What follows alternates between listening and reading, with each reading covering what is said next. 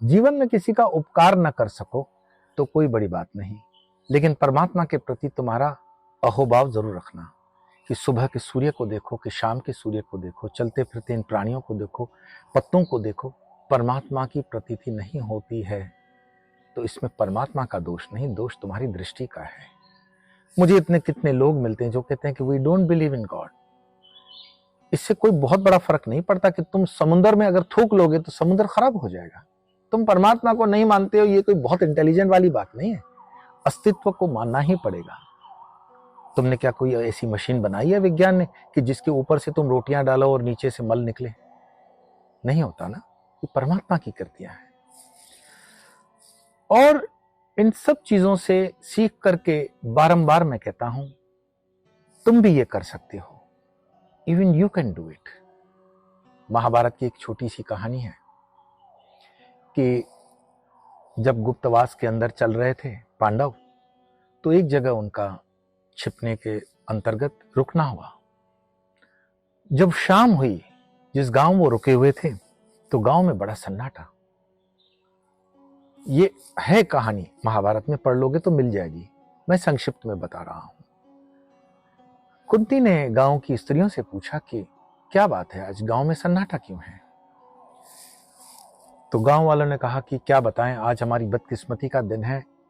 आप आए हो उसी दिन हमारे गांव का भी नंबर लगा है। यहां पर एक राक्षस रहता है, यहां पर एक राक्षस रहता है और उसको हमें हर महीने बलि देनी होती है, मानव बलि देनी होती है। साथ में उसके फल फूल मिठाइयां जाती हैं बैलगाड़ी पे चढ़ करके। बैल भी वहीं खत्म कर देता है, वो जिसकी बलि जाती है वो मनुष्य भी चट हो जाता है और हम लोगों के ऊपर बहुत ये त्राहिमाम है। कुंती ने कहा तो कभी इसका उपाय है कोई? बोले इसका उपाय क्या, परमात्मा भी इसका उपाय नहीं कर सकता। कुंती हंसी। कुंती हंसी इसलिए कि कुंती के जीवन में कृष्ण गुरु हैं। तुम्हारे जीवन में अगर कोई गुरु नहीं है तो उसकी रोशनी की तुम कल्पना मत करना कि गुरु के होने से, गुरु का मतलब ही है जो अंधकार को दूर करे, रोशनी लाए, और निगूरे के मार्ग में रोशनी होने की संभावना नहीं है। मैं ये नहीं कहता हूं कि तुम गुरु इसको ABCXYZ को बनाओ। तुम परखो, जानो और सत्य के मार्ग पर, सनातन के धर्म पर, वैदिक धर्म पर जो हो वो गुरु बनाओ। गुरु लेकिन होना आवश्यक है, और गुरु जो आदेश करे उसको पालना भी उतना आवश्यक है। तो कुंती हंसी क्योंकि कृष्ण की कृपा है कुंती पर। उसने कहा ठीक है, क्योंकि वो जिस घर में रुकी थी आज उसी घर के आदमी को भेजना है मानव बलि के लिए। उसने जाकर के 5 पुत्रों से कहा कि देखो, हम जिनके पास अतिथि बन करके आए हैं उन पर संकट है और उस संकट में हमें शरीक होना चाहिए। यह निर्णय किया गया कि हम में से जो शक्तिशाली, बलशाली और थोड़ा सा हनुमान जी के अवतार भीम, उनको भेजा जाएगा। और भीम तैयार भी हो गए।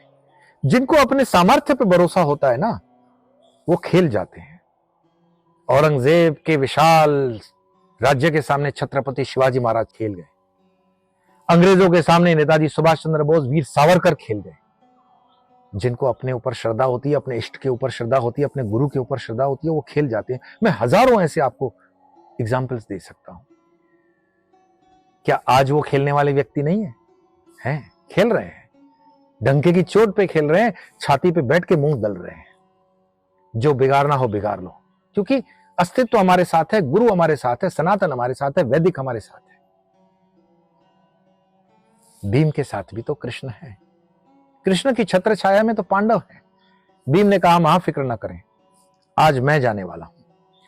उन अतिथि जिसके वो बने थे उन्होंने खूब रोका कि ये ठीक नहीं लगता, आप तो अतिथि हो और दिन हमारा बनता है, हमारा बेटा जाएगा, इकलौता बेटा है तो क्या हुआ, हम खोने को तैयार हैं, लेकिन आप तो हमारे लिए अतिथि धर्म का उल्लंघन हो जाएगा। भीम ने कहा अतिथि धर्म के अलावा दूसरे इसके जो पैरामीटर्स हैं उसमें भी हमारा फर्ज बनता है कि हम आपके दुख में शरीक हो जाएं।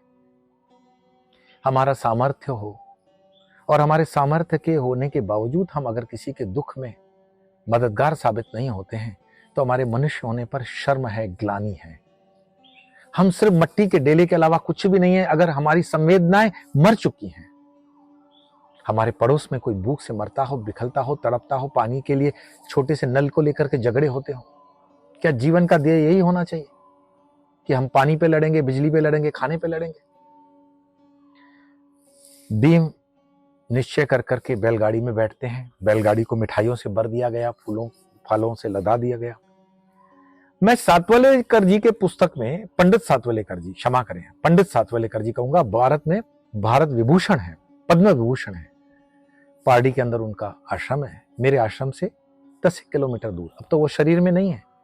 उनकी लिखी हुई महाभारत पर मैं ये स्टोरी पढ़ रहा था। देखिए, हर राइटर का, हर मनीषी का, हर फिलोसोफर का अपना एक विजन होता है। इस कहानी को सातवलेकर जी ने जो अंत दिया है, वो कहते हैं कि भीम जब उस राक्षस के पास पहुंचे तो भीम को उसके लिए कोई कट्टे वट्टे चलाने की जरूरत नहीं पड़ी, बंदूकें जलाने की जरूरत नहीं पड़ी, कोई तलवार कोई भाला चलाने की जरूरत नहीं पड़ी। भीम ने उस राक्षस को मात्र एक लकड़ी चला करके मार दिया।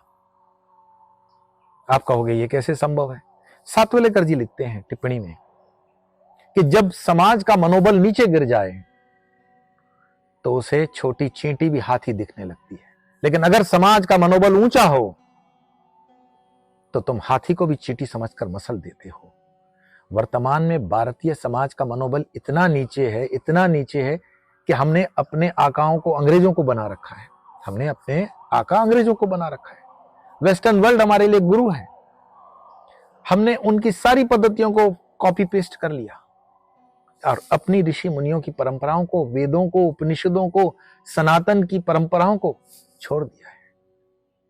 यह लघुता ग्रंथि है हमारी, यह मूर्खता है हमारी। तो समाज का मनोबल नीचे जब जब गिरेगा, समाज विनाश हो जाता है।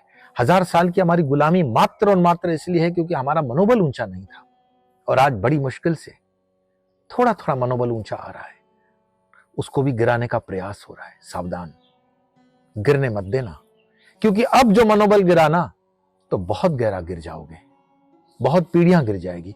तो भारतीय समाज का मनोबल ऊंचा कैसे हो, इस पर तुम्हें चिंतन करना है। सातवलेकर जी कहते हैं कि राक्षस का मनोबल इसलिए ऊंचा था कि उसको मुफ्त की ये सारी चीजें मिल रही थी। जैसे तुम किसी गवर्नमेंट के ऑफिसर के पास जाओ, हफ्ता हफ्ता देते हो, वो लेता है। तुम किसी नेता के पास पहुंच जाओ, उसकी जेब में डालते हो, वो लेता है। पर जैसे ही तुमने उसको वायरल कर दिया, सोशल मीडिया पे ला दिया, वो रास्ते पे आ जाता है। हाँ, थोड़ा बलिदान देना जरूर पड़ता है, लेकिन सतर्क हो जाओ। इस तरह अगर सब घुटने टेकने लगेंगे तो कैसे चलेगा समाज में? जो समर्थ हैं वो विरोध करें, जो समर्थ हैं वो आंदोलन करें, जो समर्थ हैं वो कम से कम अपने शब्दों को बाण बना करके बाहर आए, बोले। सातवलेकर जी कहते हैं कि उस लट से वो राक्षस मर गया और भीम खुशी खुशी गांव लौटा। उस दिन के बाद राक्षस तो मर ही गया था। महाभारत के अंदर ये बहुत सुंदर कहानी है। कहानी बताने का मात्र अर्थ इतना ही है कि जो भीम ने किया वो तुम भी कर सकते हो। Yes, even you can do it. ये तुम भी कर सकते हो, बिल्कुल ये तुम भी कर सकते हो। तो अपना मनोबल ऊंचा उठाओ। थोड़ी सी परेशानियां क्या जीवन में आ गई कि तुमने उसको अहंकार का स्वरूप दे दिया कि अब मैं क्योंकि इंजीनियर रहा, डॉक्टर रहा, तुमसे सब्जी नहीं बेची जाएगी, है ना, तुमसे ठेला नहीं चलाया जाएगा, तुमसे साफ सफाई नहीं होगी। लेकिन परिस्थितियों के वश होकर के जो भी आवश्यक पड़ता है, भरण पोषण स्वाभिमान के लिए, वो हर कार्य प्रभु का कार्य ऐसा समझ करके हमें देश, धर्म, समाज के लिए करना चाहिए। तो आप ये सब कर सकते हो। इसी शुभकामनाओं के साथ मैं आज विराम लेता हूं। फिर मिलेंगे किसी अन्य विषय को लेकर अन्य वीडियो में। नमो नारायण।